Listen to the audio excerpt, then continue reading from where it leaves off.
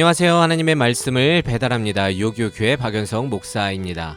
오늘 묵상할 본문은 잠언 20장 1절에서 12절까지의 말씀인데요.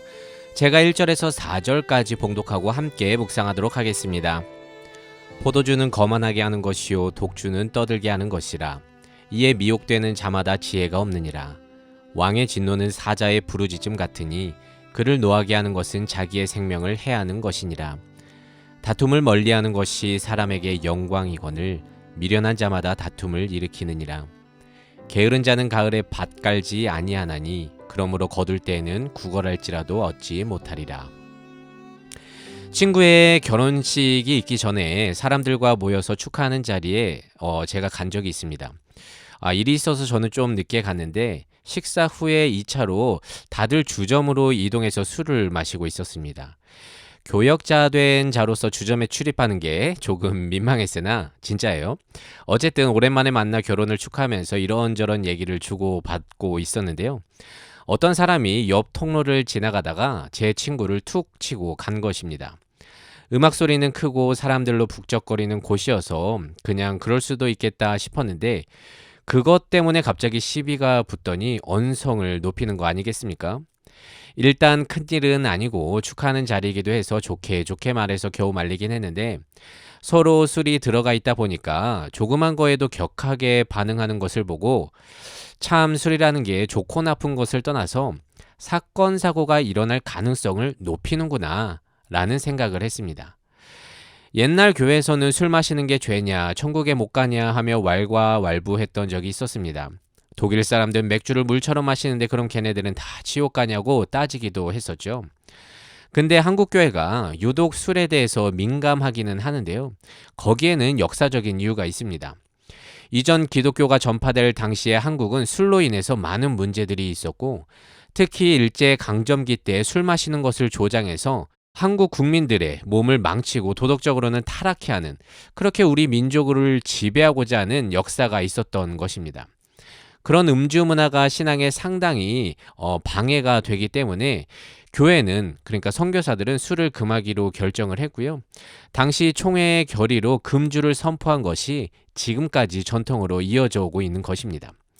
굳이 따지자면 술 때문에 천국을 못 간다거나 구원받지 못한다 라고는 할 수가 없습니다. 그렇다고 제가 이제부터 술을 자유롭게 마셔도 됩니다 라는 것을 말하려고 하는 것은 아닙니다. 전 이런 좋은 전통은 잘 이어갈 필요가 있다고 생각하는데요.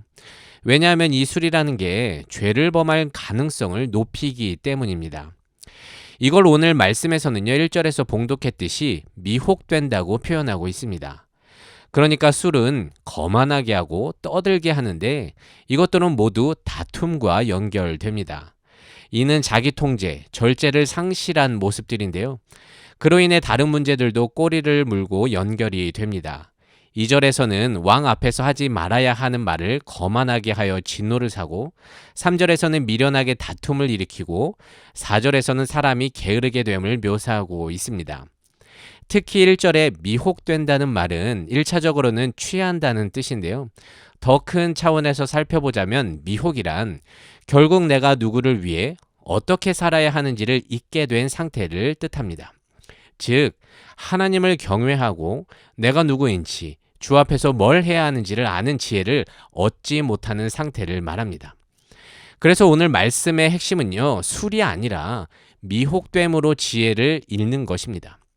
어디 우리를 미혹해 하는 게 또 술밖에 없겠습니까? 단지 예나 지금이나 술이 큰 영향을 끼치기 때문에 미혹의 상징을 성경에서도 술로 말하고 있는 것입니다. 근데 왜 하필 술이냐며 이것 때문에 술 마시는 게 눈치 보인다고 슬퍼하는 분들이 있을지도 모르겠는데요. 아니 그렇게까지 생각이 든다면 그런 사람들은 필경 술을 멀리하는 게 좋을 것 같습니다. 당대 최고의 지혜자 솔로몬이 모든 것을 두루 살펴보고 기록한 말씀이 오늘의 잠언 아니겠습니까? 그만큼 술이 갖고 있는 부정적인 영향이 크기 때문인데요. 이렇게 기록하는 데는 의미가 있다는 것입니다. 그래서 저는 그런 의미에서 우리는 술자리를 피하는 게 신앙적으로는 좋다고 생각합니다. 여튼 여러분 오늘 말씀의 핵심은요. 미혹되어서 지혜를 잃지 않기를 경고하는 것입니다. 지금 세대는 술뿐 아니라 수많은 미혹에 둘러싸인 세대 아니겠습니까?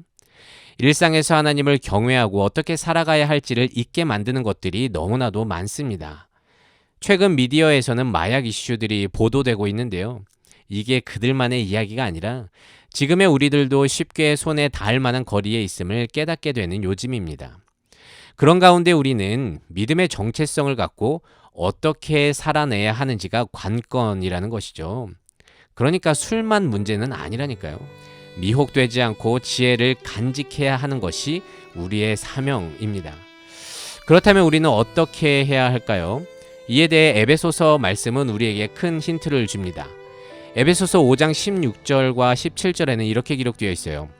때가 악하다고 말하면서 그러므로 어리석은 자가 되지 말고 오직 주의 뜻이 무엇인지 이해해라. 술 취하지 말라.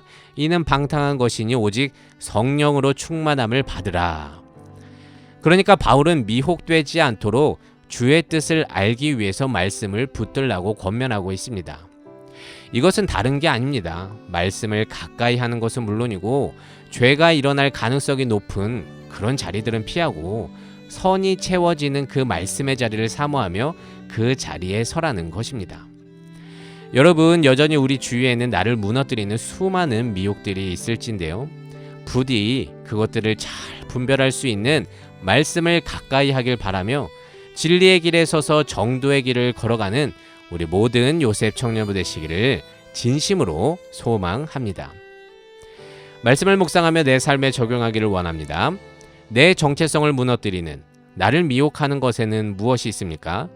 하나님을 경외하고 주 뜻대로 사는데 방해하는 것에는 무엇이 있는지 살펴보고 그로부터 멀어질 수 있는 현실적인 방법을 강구해 봅시다.